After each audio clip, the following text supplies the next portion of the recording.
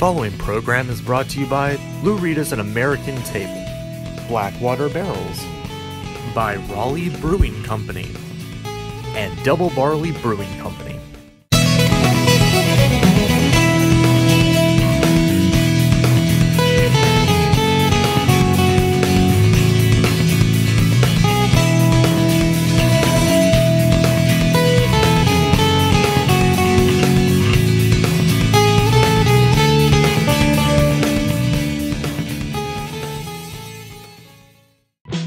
So welcome to the neighborhood. Yeah, Definitely. very much. Tell us a little bit about how you got started. I think you've been open about 3 years now. That's right, yep. So Raleigh Brewing, Atlantic Brew Supply, and ABS Commercial have been open for a little over 3 years. Our anniversary date is March 9th. So, and yeah, so things have been going really, really good. Very well, very fast, as all craft brewing businesses around North Carolina and really around the United States right now.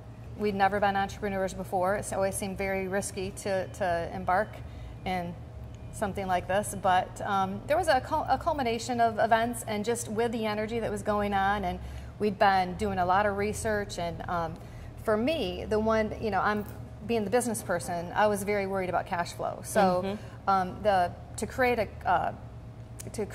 a craft beer company, you do have to also have a lot of capital. So for me, it was very important that we continued to focus on how the cash was going to flow and how the business was going to be growing and how we were really going to commit to each segment of the business, which is the reason why we actually created 3 businesses at the same time.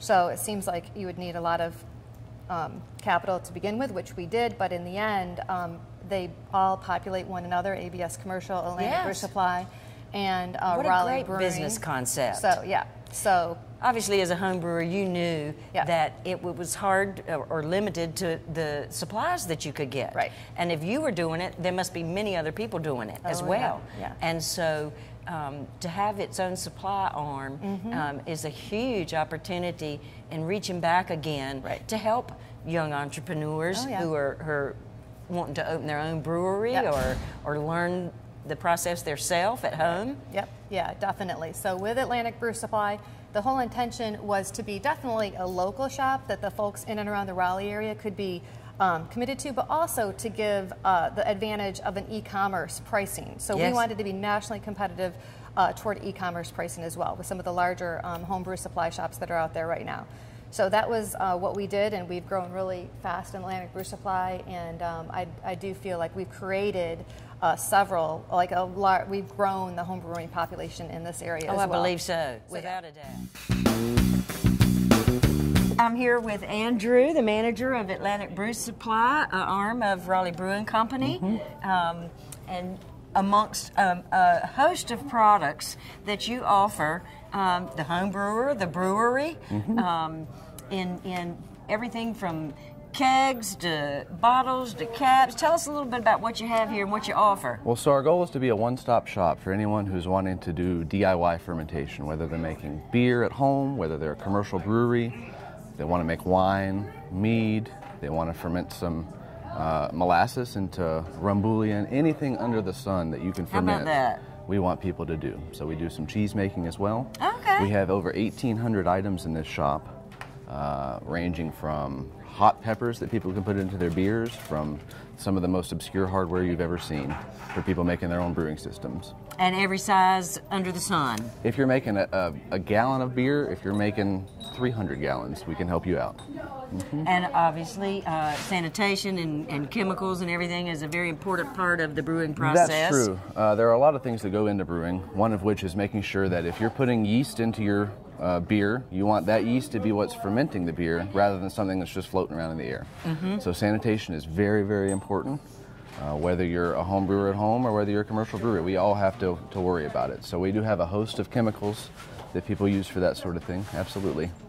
And you kind of guide them. I see a lot of how-to books everywhere. Yeah, it's one of those things. Beer can be as complicated or as easy as you want it to be. You can do it in your backyard or you can do it in a commercial brewery, and there's so many different recipes you can use, so many different ingredients, or you can keep it simple. So we try to provide a resource for folks no matter what level they're at. So we provide them with hundreds of recipes that they can choose from to put together a beer, or they can just write it out on their own and make up their own recipe. Right. And put it together with the raw ingredients we have for sale over there. That's such a support piece to either the home brewer or the brewer. Oh, absolutely. As they go through their journey, whether, again, it be in the home or the brewery. Well, one of the cool things, you know, we have a very diverse staff here. We have people who are meteorologists, who are engineers, who are forestry people who decided to sort of forget that and follow their passion to do beer instead. So everyone who works here is really passionate about beer. We love talking about beer, and so when someone walks through our door and they want to learn about how to make beer, we just love telling them how to do it. It's great. And it's that's so very much helpful fun. to them. It's extremely helpful to them, and it sort of seats you as the go-to guy or team. Well, that's what we want to be, and part of what happens here, if you're working here, you're also learning, because people come in and they're walking in to do some of the most obscure, bizarre things, and we might not always have an answer for them, but we'll learn it, so next time someone else comes in, we'll be able to help them out. And so with Raleigh Brewing, we really wanted to stay local, which is the reason why we still self-distribute. You know, our intentions are to self-distribute for as long as possible. We have really taken on a community approach as far as, you know, opening our doors 7 days a week. We open at noon every day, and we have events pretty much every day of the week. So tonight is actually team trivia. So this tap room will be full, and you know, it starts at 8 o'clock, and it gets quite a crowd in here. A destination, so, definitely. Yep. So lots of fun, and then Thursday night we actually just kind of we'll have live music every once in a while, but for the most part, it's just a place just to hang out on Thursday night. It's a neighborhood, and they feel like you're there. That's right. That's right. And absolutely. that's just a wonderful atmosphere. Yeah. Definitely. And then I'm just trying to think about some of the other events. Friday we have Firkin Friday, and then Saturday we'll have tours around the brewery, and then Sunday we have yoga here actually. Between 10:30 and noon we have yoga. And then we have a pick and circle on the second and fourth Sunday of every month. So that's kind of fun. Everybody, if you play guitar, you're more than welcome to, you know, come in and bring your guitars and just strum along with a pick and circle. So that's a lot of fun as well. Yeah, very nice, very nice. And then Tuesday we have something that's actually very near and dear to my heart, which is we have a cycling group, Team on Draft, and I cycle with them every once in a while as much as I can, and it's for MS. So my sister has MS, and we give, actually every Tuesday night, we give 10% of our taproom profit to the MS. Very nice. So, and our goal is $10,000, and we'd like to, you know, exceed that this year. That's so last year we were able to do that, and we definitely intend to do that this year, and then some. So it's something that, you know, we see a lot of the medications and so forth improving with MS, and we know that this money goes directly to that. So it's something that, and that's on Tuesday night, and the group is great. The group is called Team on Draft, and they're a great group, and we really, you know, that's something that's really exciting as well, and that's another way for us to give back to the community. Oh, definitely, definitely. Yeah. That's very nice. So. In your 3 years here, you haven't just opened and left it there. Right. You've continued to grow. Right. You do off-site distribution. That's correct. And that's getting ready to be a major part of your business operations, I understand. That's right. Tell us a little bit about that. Yeah. And we'll see more about that, obviously, in a little while later in the show. Absolutely. So actually tomorrow, our own canning line is going to be arriving. So we're very excited. We've been canning for over a year now, and that is a big step in the craft, when you're owning craft brewing and you're selling off premise. So that's a really big step. It allows us to go from growlers and bombers to individual cans and individual portion size, which is a good place to be. So now with our own, we went through Old Dominion, which is a great mobile canning unit, and it's they work with many craft breweries around this area, and they're very helpful to get started in the canning business. But now with our own canning line, as well as we started buying pre-printed cans from Ball Corporation, it allows us to really manage and grow the canning part of our business. So it's very exciting. Yes, indeed. Yeah. Tell us a little bit, look at this massive mountain here. Well, these are our new cans for our Moravian Rhapsody. This is one pallet that we're standing in front of. We actually have 25 of them there. That represents 204,000 cans, and that's what you got to order when you get into canning. That's the minimum order, is 204,000 cans. And gracious. it's a lot of big parties. Yes. A lot of supply on the shelves in our stores. That's correct. That's correct. That's good. Yes. That's good. We're found at bottle shops everywhere, Whole Foods, Total Wine, and a couple of Food Lions and Lowe's Foods right now, and more to come very soon. Very good. Talk to us a little bit about what we see out here. Well, we see some parts, we see some kegs. Yes, off here to your left here, we have our little part supply area. This is basically the little bits and pieces that breweries throughout the state at some point or another will need. And a lot of these parts can actually bring down a tank, and they'll end up overnighting parts from usually the West Coast. We have them here, so they can usually run somebody down here and have their tanks up and running within hours instead of a day or two, which makes a big difference, and they can do this without interrupting production. Yeah, you don't want to interrupt production when it's time for it to go. Beer is serious business. Yes, it is. Yes, it is. So this is some of our new kegs that we brought in. There's a big shortage of sixtels. That's what these are called, 5.5 gallon kegs. A lot of bars and restaurants are going to those so they can have a larger variety. These are our Hell Yes Ma'am kegs. And over here to the left, this is our barrel aging area. This is going to be next year's version of the Raleigh Wood and also next year's version of the Miller's Toll. The specialty bottles is a huge market for the bottle stores. They just love these things, and we sell everything out before it's even packaged out. We have everything sold.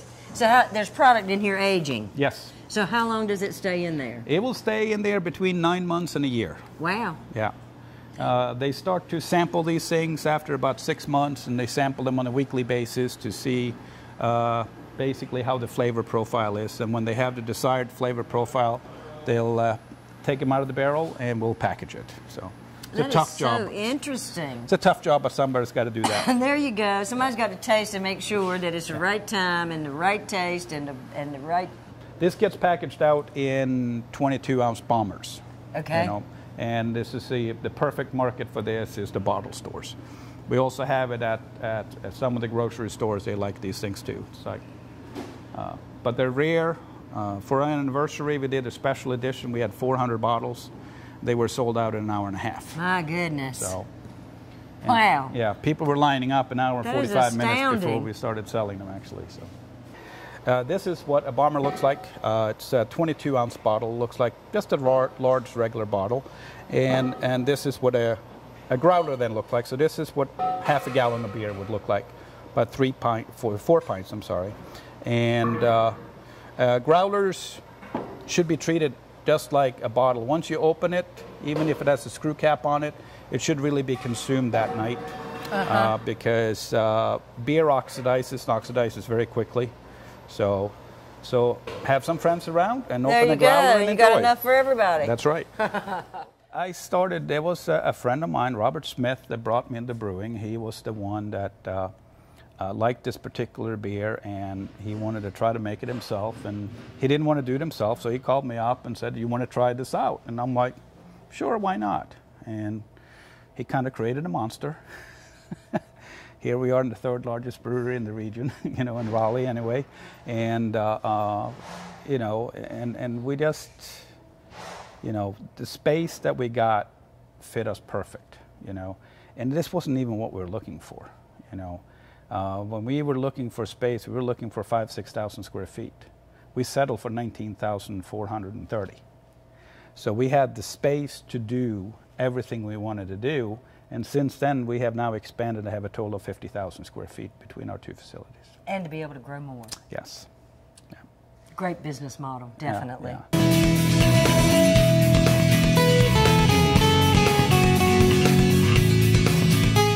This is Lou from Lou Rita's and American Table, inviting you to come in and taste the made-from-scratch food at our table. We make all our dressings and sauces in-house with fresh, chalkboard specials every day, North Carolina craft beers on all our taps, over 20 varieties of bourbon, jumbo wings, and the best burgers in town. Made-from-scratch food without the made-from-scratch prices. Located on Sunset Avenue, across from the Harris Teeter. Open 7 days a week for lunch and dinner, brunch on Sundays.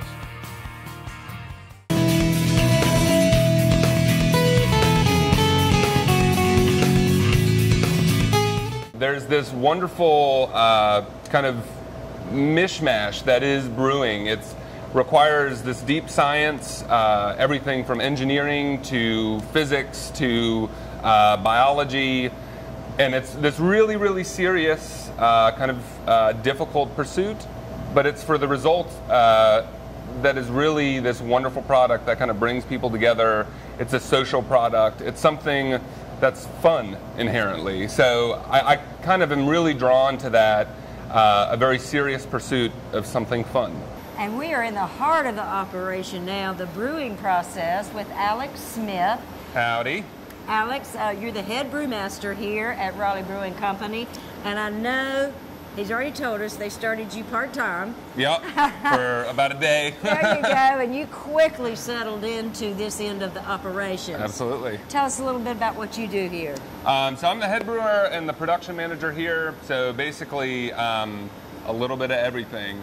There's kind of this mystique that brewing is this really kind of magical process, but in reality, a lot of it's janitorial work.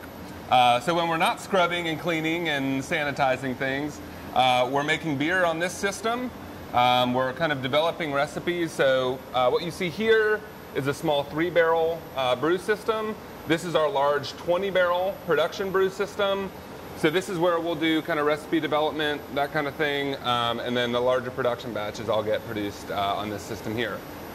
So we can actually open this up, and you can see, basically, we're going to dump the grain in there. We're going to mix it with hot water.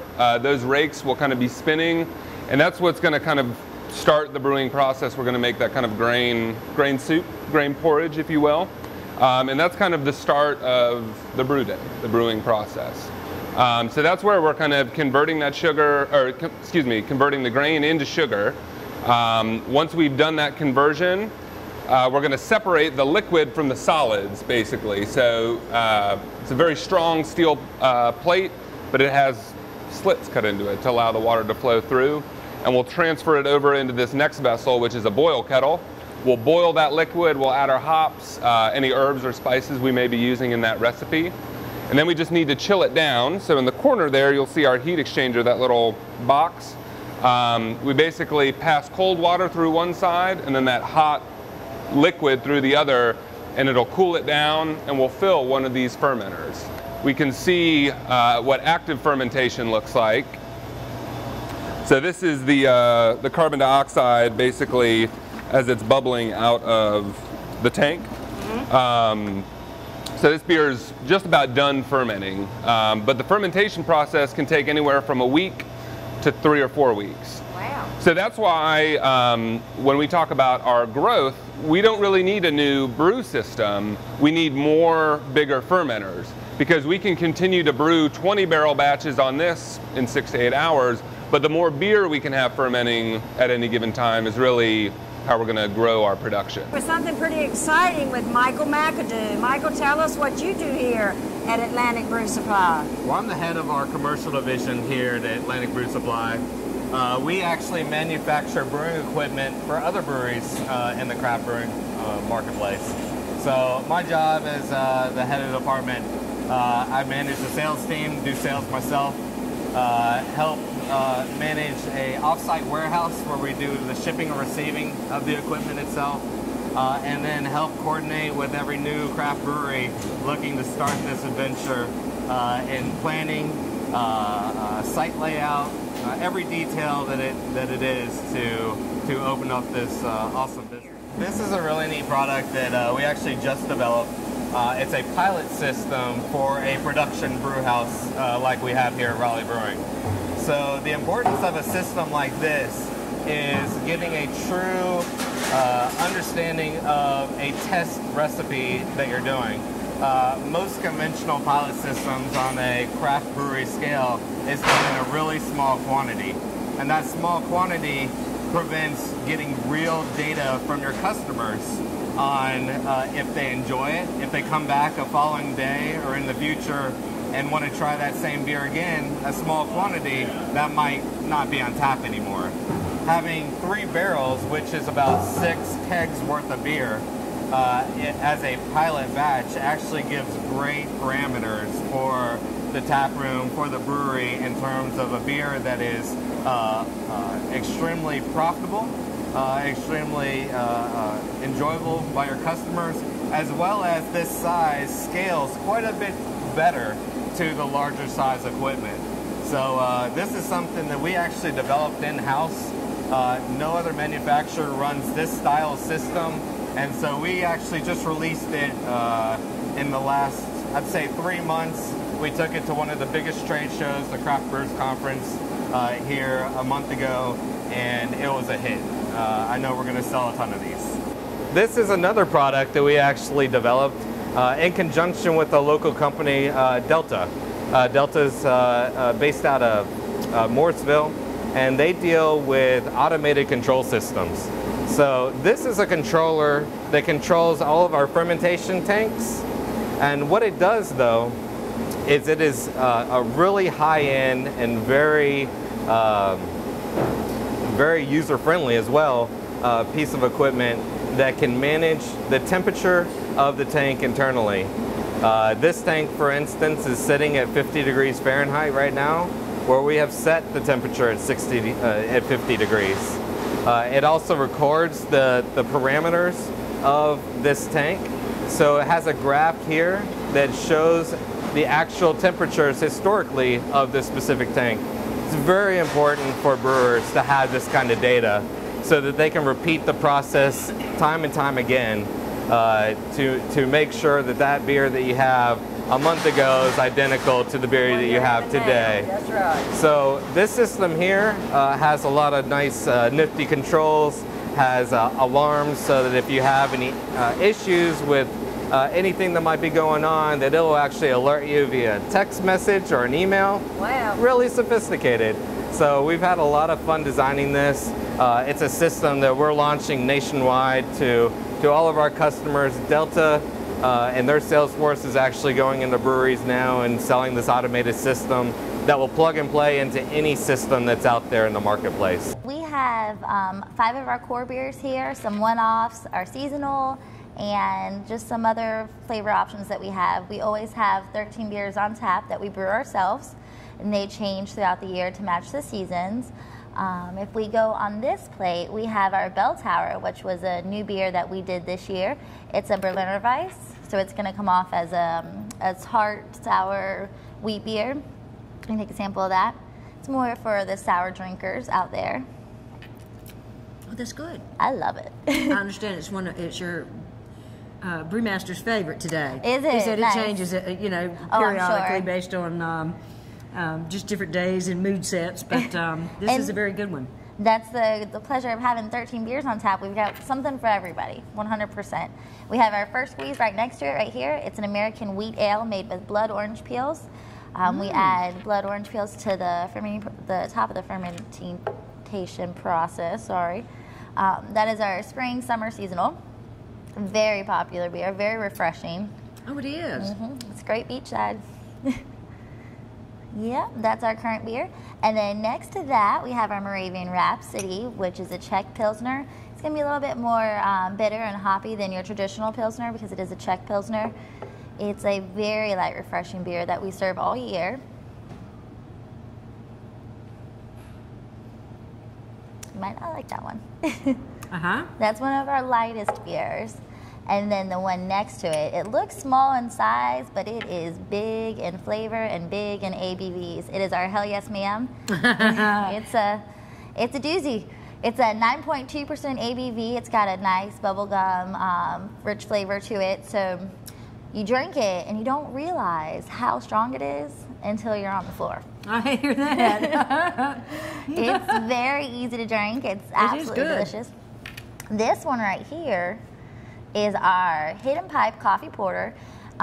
We use Oak City Roasters, which is a coffee company here in Raleigh. We like to source as many local ingredients as possible.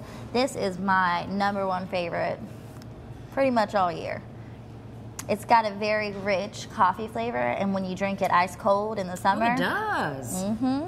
It'll give you that nice iced coffee cold feel in the summer. It's not too heavy like most porters. This is very refreshing. good. Yeah. People tend to like it.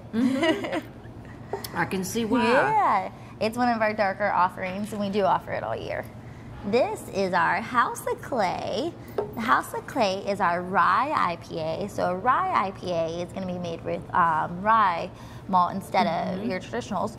And it still has a nice hoppy feel to it, but it's going to finish off rather smooth than most of your IPAs you'll drink.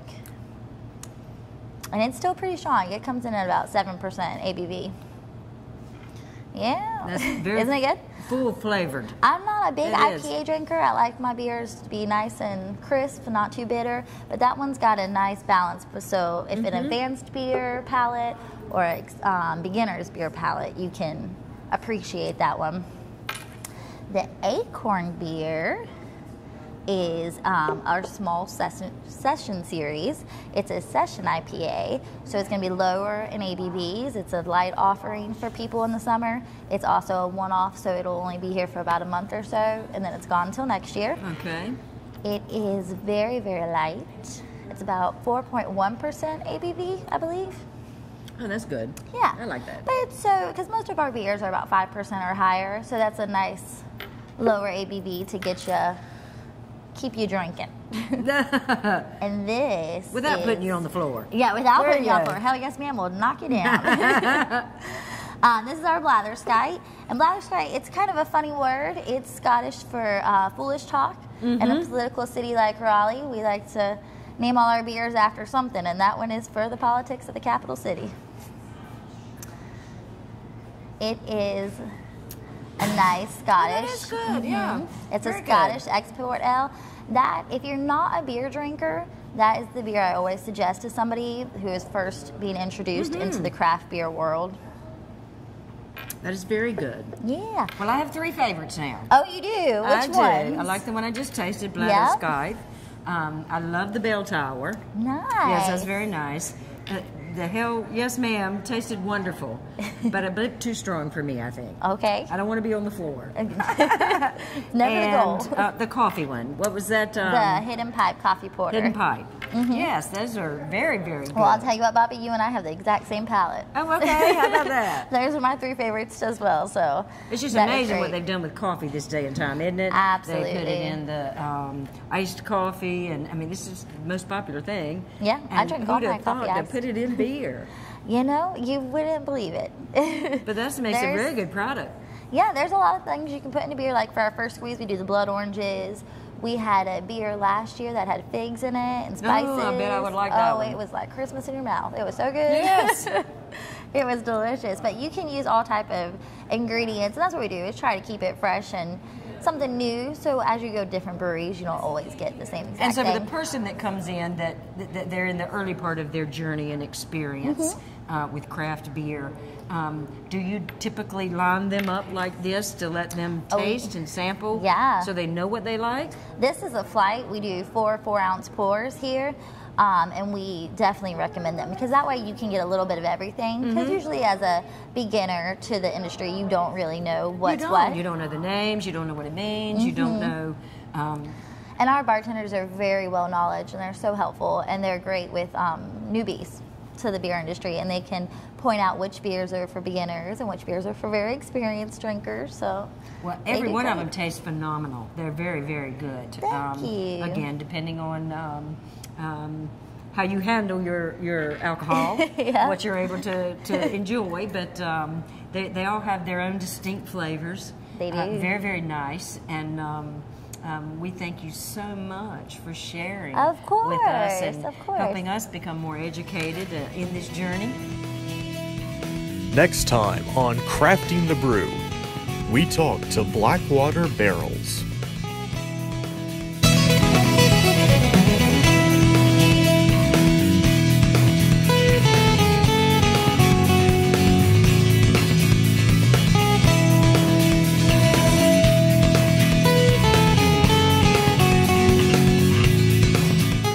The preceding program has been brought to you by Lou Rita's An American Table, Blackwater Barrels, by Raleigh Brewing Company, and Double Barley Brewing Company.